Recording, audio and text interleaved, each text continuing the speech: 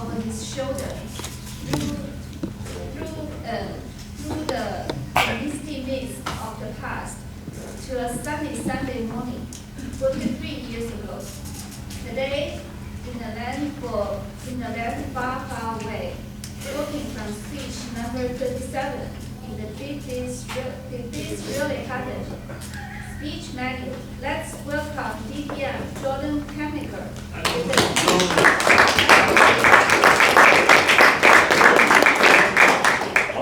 With a speech titled. The speech is titled, Let's Go to the Embassy. Let's go to the embassy.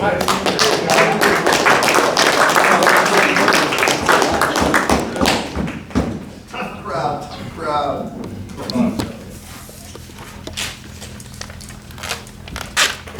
How are you doing? All right. You guys remember a lot of the story. You know, of course, how this happened. I met this Swedish girl on the beach in 1973 in my hometown of Venice.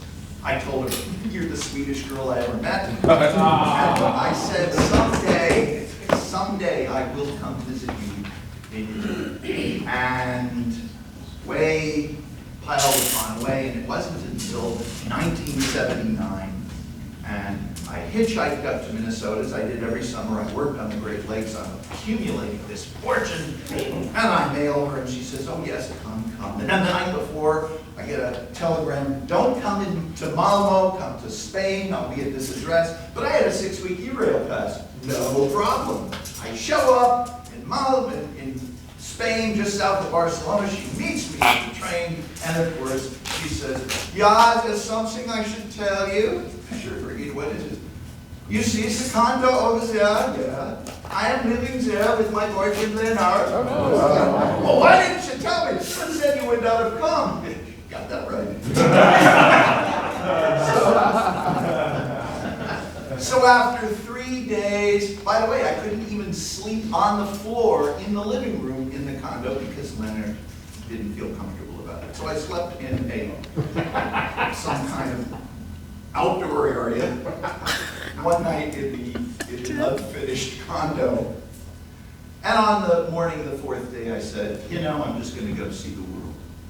6 weeks turned into 6 months. And that's how it started. Now, at some point, as the E-rail pass is nearing expiration, I meet this older, wise man in the bowels of a crumbling hotel in the Sultanahmet section of Istanbul. You know what I'm talking about. And he says, "Jordan, no, you don't go home now. You are young, you are single, you don't have a job to go back to. This is the time. Go to India. It is a country unlike any other. You will never have a chance like this. That is the most amazing place. And if you go," we made arrangements. I was going to meet him for Christmas in Kathmandu, if I made it. And so, by golly, eventually I ended up, and this is another story about which you will get no details. I was driving a Mercedes with some other people into Tehran. And it was a marvelous trip. We went through Turkey from west to east. We passed the bottom of Mount Ararat, where Noah's Ark is supposed to have landed. We went through Kurdistan, where you could hear gunfire at night. We made it through Tabriz, home of carpet making. And eventually we made it into downtown Tehran, and we stayed in this little hole-in-the-wall, fly-by-night, flea-bit little place called the Amir Kabir Hotel. They didn't have youth hostels there, but if they did, they would have called it the Amir Kabir. That's what it was like.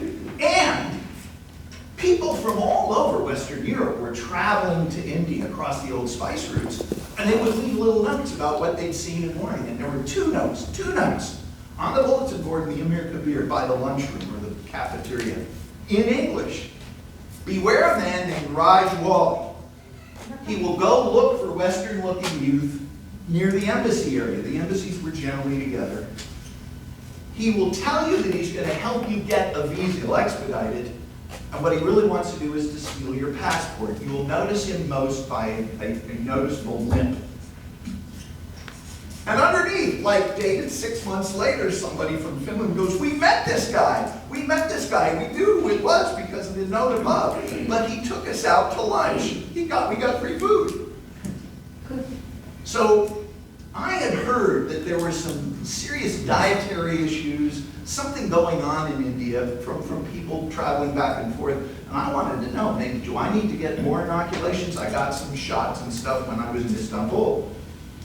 So I called the American Embassy. I said, can I come over? And they said, oh, we've got a wonderful library, we've got consular, we've got officers who will talk to you about this. Okay, let me come over today. No, you can't come over today. It's Friday, it's a Sabbath or something like that. I don't know. I said, well, how about tomorrow? No, tomorrow, November 3, you can't.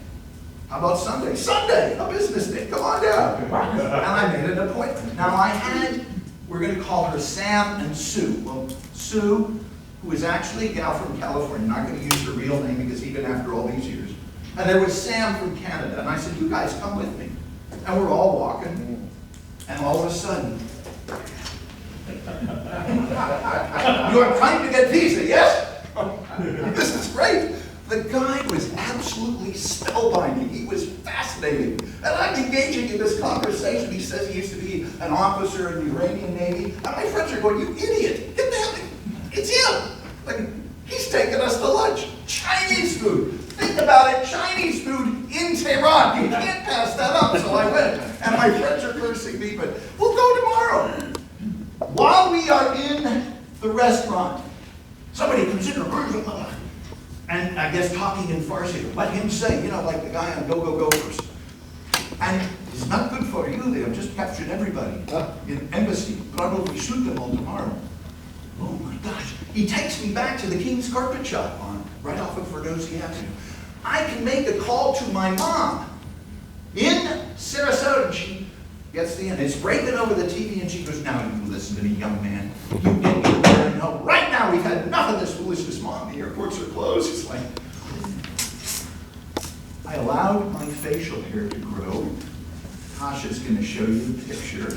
You will see that I looked eventually like a terrorist. After 4 or 5 days, I took the Iranian version of a Greyhound bus, got to Zaidan, paid bakshish to Baluchistanis, who essentially smuggled me out of the country. I was in the back of a pickup truck. I wrapped my head with the turban. I sat with the sheep or goats or whatever they were. Goats, that's not so bad if you're trying to avoid that. This was the newspaper on November 6th, the last English daily in Tehran. And what happened next? Well, that, my friends, is another story.